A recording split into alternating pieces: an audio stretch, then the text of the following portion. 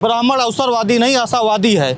हमारी आशा घमंडी सत्ता का नाश है। आज ब्राह्मणों की हैसियत सरकार में आप देखिए क्या है। कहने को तो उनके तमाम मंत्री हैं, कहने को उप मुख्यमंत्री, अवसरवादी कौन, उसमें पंडित का ऑप्शन दिया जाता है। तब से ये मामला और गर्मा गया। ठाकुरवाद का जो ठप्पा लगा है वो ठप्पा कहीं ना कहीं अब ब्राह्मण उस ठप्पे को, वो शंकराचार्य यहीं 2 से 3 दिन रहे, कौन गया, सरकार की तरफ से कोई गया नहीं, गया अखिलेश यादव गए। जी हैं, उन्होंने लगवाया था समाजवादी पार्टी कार्यालय पर, हाँ मैं अवसरवादी हूँ। जो ब्राह्मण 2014, जो ब्राह्मण 2017, 2019, 2022 और 2024 तक भारतीय जनता पार्टी को ब्राह्मण का मोह भंग क्यों हुआ है? जब खुशी दुबे का मामला आता है, खुशी दुबे जब उसकी बेल होती है उसके बाद से शुरू होता है। कुंभ का मामला आता है, कुंभ में शंकराचार्य और उनके बटुकों के साथ जिस तरह से चोटी खींची जाती है।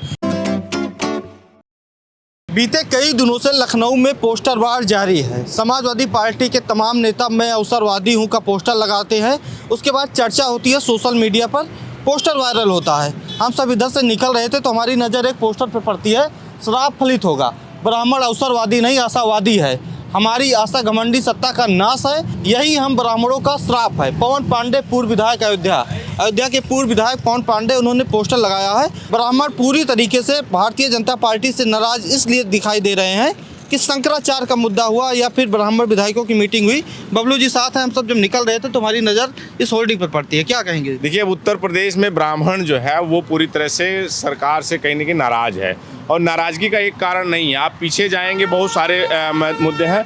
अब इस जो ये मामला, नया मामला है जो दरोगा भर्ती में जिस तरह से ये एक ऑप्शन आता है, प्रश्न के जवाब में एक ऑप्शन ये आता है कि जो है अवसरवादी कौन, उसमें पंडित का ऑप्शन दिया जाता है। तब से ये मामला और गर्मा गया और पोस्टर वार शुरू हो गया।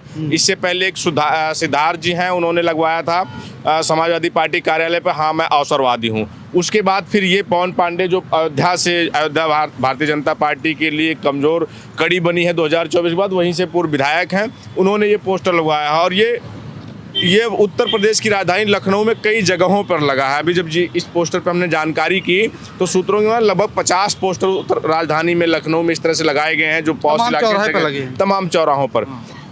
ये सिर्फ एक मुद्दा नहीं है। अब यहाँ से जो ब्राह्मणों का मोह, जो ब्राह्मण 2014, जो ब्राह्मण 2017, 2019, 2022 और 2024 तक भारतीय जनता पार्टी को झोली भरकर वोट देता रहा और सरकार बनाने का काम करता रहा और सरकार के लिए लड़ता रहा, वो ब्राह्मणों में जो नाराज़गी है, ब्राह्मण खासकर जो बीजेपी से दूर जाता जा रहा है, उसका एक कारण नहीं है। आप शंकराचार्य या बटुकों की चोटी, उससे पहले ब्राह्मण का मोह भंग क्यों हुआ है? क्या शंकराचार्य के मुद्दे से भंग हुआ है या यूजीसी आया? नहीं, ये जो मामले हैं, आप अभी से ना, आप पीछे जाइए, कहाँ से ब्राह्मण जो है, ब्राह्मणों का मोह भंग होना शुरू हुआ है। सबसे पहले जब खुशी दुबे का मामला आता है, खुशी दुबे जब उसकी बेल होती है उसके बाद से शुरू होता है। फिर रही सही कसर, उसके बाद खुशी दुबे के बाद जो है मामला शुरू होता है। जब खुशी दुबे का मामला होता है, फिर ब्राह्मण विधायक हैं, कहने को तो 40 से अधिक विधायक हैं, लेकिन उनकी हैसियत इतनी है उस उत्तर प्रदेश में जो सरकार ने जो करके दिखाया है। और जब यहाँ पर उन्होंने एक बैठक कर ली, उस बैठक के बाद, उत्तर प्रदेश में जब ब्राह्मणों ने बैठक की तो उनके जो नए नवेले प्रदेश अध्यक्ष होते हैं पंकज चौधरी, उन्होंने नोटिस जारी कर दिया, उनको कारण बताओ नोटिस जारी कर दिया। उससे पहले तमाम जो है ब्राह्मणों की मीटिंग, ब्राह्मण समाज से पहले तमाम क्षत्रिय समाज की, कुर्मी समाज की बैठक होती है, तब ब्राह्मण समाज में रोष पैदा होता है। उसके बाद फिर कुंभ का मामला आता है, कुंभ में शंकराचार्य और उनके बटुकों के साथ जिस तरह से चोटी खींची जाती है, चोटी के बाद फिर जो है जो मामला आ जाता है, यूजीसी आ जाता है। यूजीसी के बाद फिर से ये जो है आपका ये जो अभी आया है कि अवसरवादी कौन, जो जिस पर पोस्टर वार चल रहा है। तो एक एक कर जो है ये कहीं ना कहीं समय समय पर हर 15 दिन पे, 20 दिन पे एक नया मुद्दा मिलता जा रहा है। पांडे होर्डिंग लगा के क्या संदेश देना चाहती है? ये संदेश देखिए, समाजवादी पार्टी के जो पूर्व विधायक हैं, उनका ये है कि जो जिस तरह से ब्राह्मणों का, हम ग्राउंड पे हैं, ग्राउंड पे जब जिस तरह से जा रहे हैं, यूजीसी के बाद, बटुकों के बाद, जिस तरह से ब्राह्मणों का मोह भंग होता जा रहा है, ब्राह्मणों ने जो है तमाम उन पार्टियों को, कांग्रेस, समाजवादी और जो है बहुजन समाज पार्टी, सबको छोड़ते हुए 2014 में जिस तरह से ब्राह्मण भारतीय जनता पार्टी के साथ आया, एकमुश्त आया, उसने जिस तरह से सरकार बनाने की बात की, आज ब्राह्मणों की हैसियत सरकार में आप देखिए क्या है। कहने को तो उनके तमाम मंत्री हैं, कहने को उप मुख्यमंत्री हैं, लेकिन उनकी कहाँ चल रही है। वो ब्राह्मण अगर 20 ब्राह्मण विधायक मिलकर बैठ लेते हैं तो उस पर नोटिस जारी हो जाता है। ये उनके ब्राह्मणों का एक बड़ा रोष है।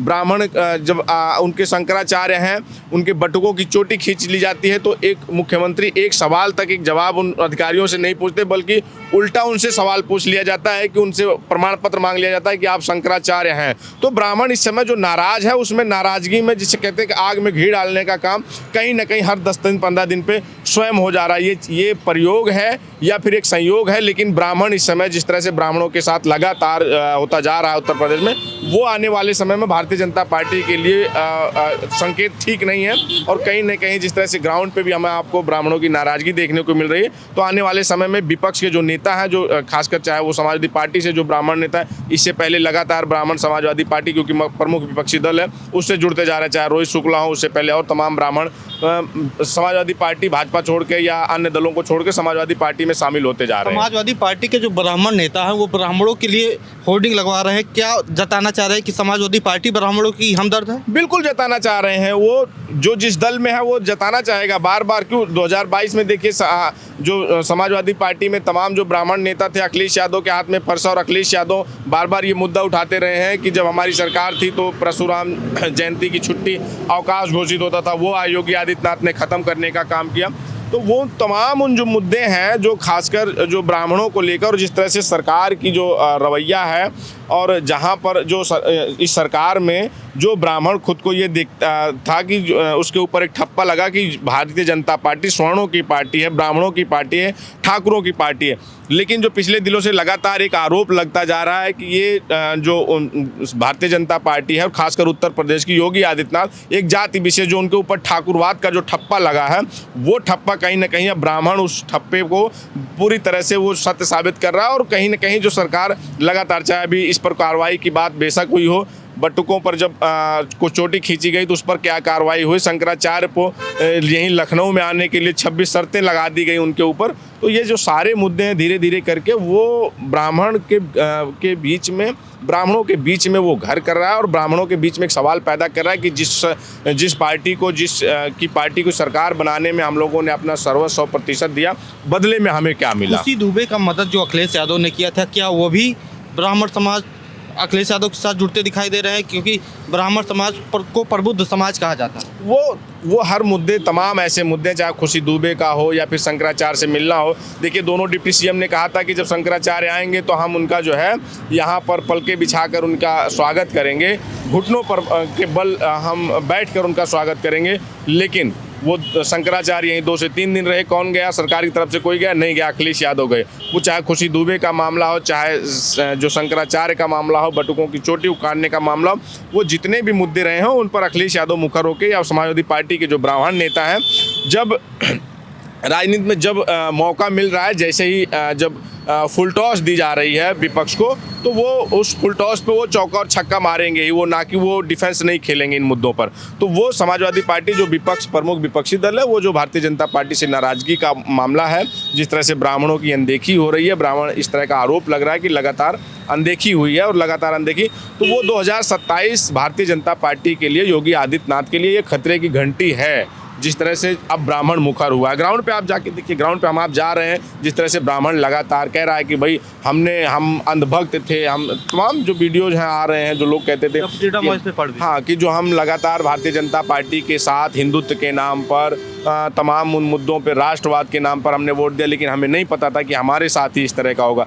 चाहे वो ब्राह्मणों के एनकाउंटर के मामले में उठते हों, तो ब्राह्मण समाज ये कहता है कि सबसे अधिक ब्राह्मणों का एनकाउंटर हुआ। उपेक्षा के मामले में बात करता है तो कहता है कि सबसे ज़्यादा ब्राह्मणों की उपेक्षा हुई है। और कहीं ना कहीं इस बात को कहता हुआ नजर आता है कि ठाकुरों के मुकाबले जिस तरह से आरोप अखिलेश यादव ने भी लगाया है, और तमाम जो विपक्षी दलों ने और ब्राह्मणों ने, कि ठाकुरवाद का जो योगी आदित्यनाथ, उस ठप्पे से जो ठाकुरवाद का आरोप लगा, उस आरोपों को कैसे खंडन करें, कैसे बाहर निकलेंगे, वो 27 के लिए योगी आदित्यनाथ के चैलेंज होने वाला है। और ये धरातल पे भी आपको दिख रहा होगा कि जो ब्राह्मण ये कहता हुआ अब नजर आता है कि एक जाति विशेष, खासकर ठाकुरवाद योगी आदित्यनाथ चला रहे हैं, और उसी का नतीजा ये है कि जो लिखा है कि ये श्राप फलित होगा। ब्राह्मण अवसरवादी नहीं, आशावादी है, हमारी आशा घमंडी सत्ता का नाश है, यही हम ब्राह्मणों का श्राप है। तो ये बड़ी जो इस समय खबरें हैं, और जिस तरह से लगातार पोस्टर वार है, अब इससे कैसे जो है निपटा जाए वो आने वाला समय देखेंगे। कैसे खासकर जो भारतीय जनता पार्टी है, कैसे इन ब्राह्मणों को समझाने का, फिर वापस मनाने का काम करेगी। यूपीएसआई में एक सवाल आया था कि अवसरवादी कौन है। ऑप्शन में ब्राह्मण था। समाजवादी पार्टी के अयोध्या के पूर्व विधायक पवन पांडे ने होर्डिंग लगवाया है। लखनऊ में 50 जगह होर्डिंग लगी है, शराब फलित होगा। क्या ब्राह्मण भाजपा को शराब देने जा रहे हैं? क्या ब्राह्मण भाजपा से दूर होने जा रहे हैं? तमाम ये जो सवाल है 2027 के चुनाव में धीरे धीरे हम लोग कवरेज कर रहे हैं। ब्राह्मण समाज किधर जा रहा है, लगातार ground reporting the freedom voice की जारी रहेगी। जुड़े रहिए हमारे साथ। धन्यवाद।